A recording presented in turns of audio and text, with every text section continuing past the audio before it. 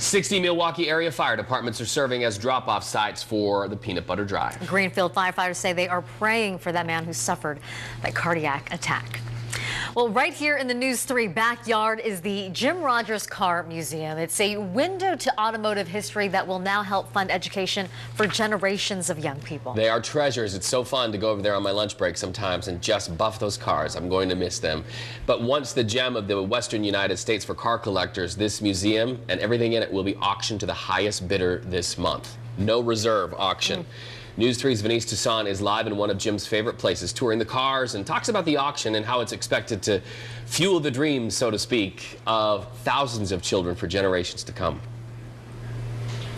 That's right. More than 200 classic cars will be up for auction, including this one, a 1923 Cabriolet, a 1955 Thunderbird. All of this, as you mentioned, will go towards helping children in Southern Nevada, funding education here. And it's all part of the Jim Rogers Foundation. And the chairwoman of the foundation is Beverly Rogers, who's joining us with, of course, Lucky, her beautiful dog. Lucy.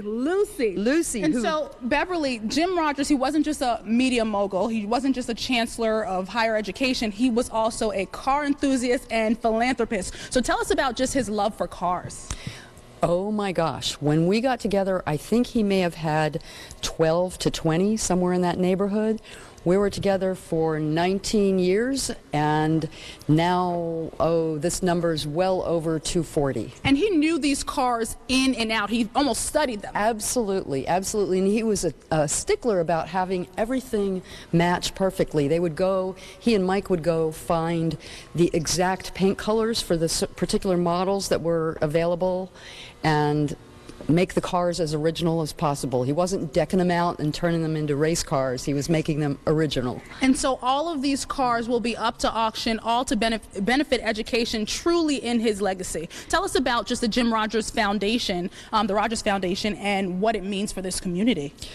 Wow. Not only for this community, but for the state of Nevada.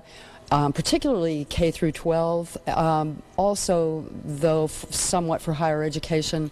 We intend to turn upside down that statistic about being at the bottom of all the good lists and the top of all the bad lists.